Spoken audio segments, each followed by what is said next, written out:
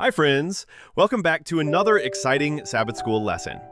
This week we're on Lesson 4, the conflict behind all conflicts. Our memory verse is from Joshua 10:14. There has been no day like it before or since, when the Lord heeded the voice of a man, for the Lord fought for Israel. Wow! Imagine that, the Lord himself fighting for his people. Let's walk day by day, from Sabbath to Friday, and uncover what this lesson means for us today. Sabbath afternoon. Why so many battles? When we read the book of Joshua, we see God's people fighting battle after battle. God even commands them to go to war. That makes us ask, wait a second, how can the God of love also be called a warrior?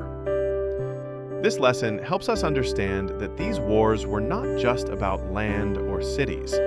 They were part of a bigger conflict, a cosmic battle between good and evil, between God and Satan.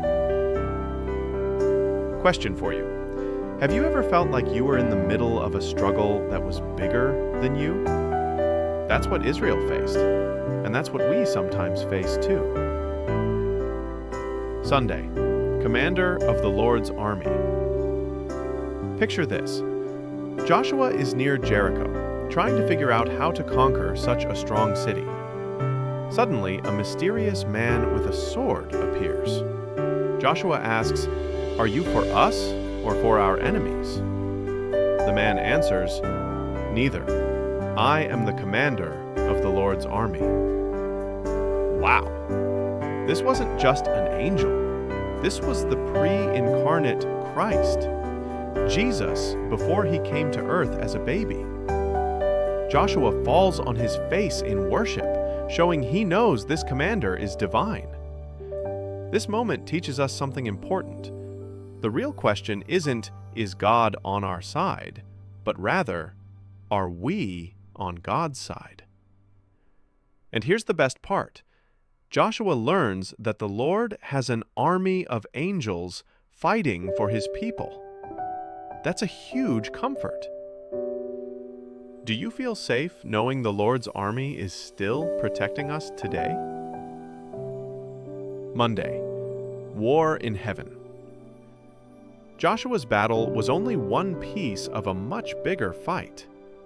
The Bible tells us that long ago, there was a war in heaven itself. Revelation 12 says that Lucifer, a powerful angel, rebelled against God. He became Satan, the enemy, and convinced many angels to follow him. Isaiah and Ezekiel give us glimpses of his pride and fall. This cosmic conflict didn't stay in heaven. Satan now tries to block God's plans on earth, like in Daniel 10, where angels had to fight to deliver God's message. So the wars in Joshua's time weren't just about Canaan. They were part of the greater war between God's kingdom and Satan's rebellion. Question: where do you see this battle between good and evil happening in our world today, or even in your own heart? Tuesday. The Lord is a warrior. Exodus reminds us that God is not just a gentle shepherd. He is also called a warrior. When Israel cried out in slavery, God fought Pharaoh and even judged the gods of Egypt, false spiritual powers behind the scenes. At the Red Sea, he destroyed the Egyptian army to set his people free. The Bible shows us that these weren't just random battles. They were steps in God's bigger war against sin, evil, and false gods. And here's the truth. No one can stand in the middle. You're either on God's side or on the side of evil. So let's ask ourselves honestly, which side am I really on? Wednesday. The Lord will fight for you. When the Israelites stood trapped at the Red Sea, afraid of the Egyptians behind them, Moses said, "The Lord will fight for you. You need only to be still." And sure enough, God opened the sea and destroyed the enemy. The people didn't have to lift a sword. That was God's ideal plan. His people would conquer not by fighting, but by trusting and obeying Him.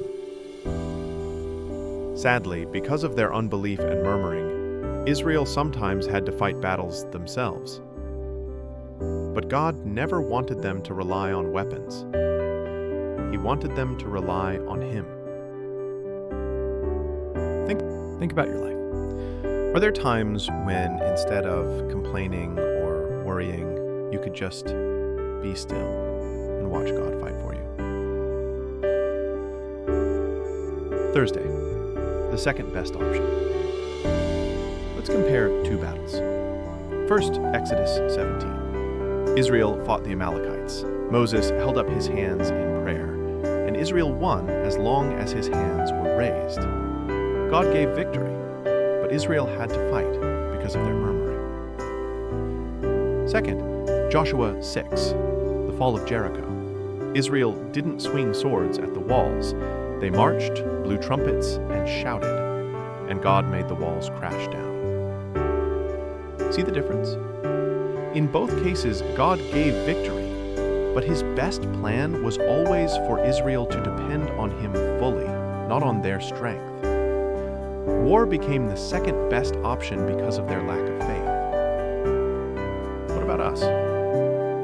Do we sometimes choose the second best because we don't fully trust God?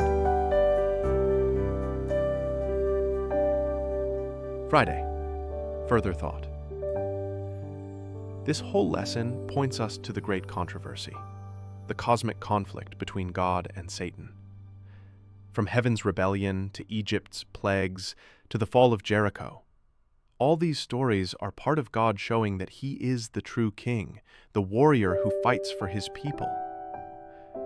One day, this conflict will end forever when God destroys Satan and sin.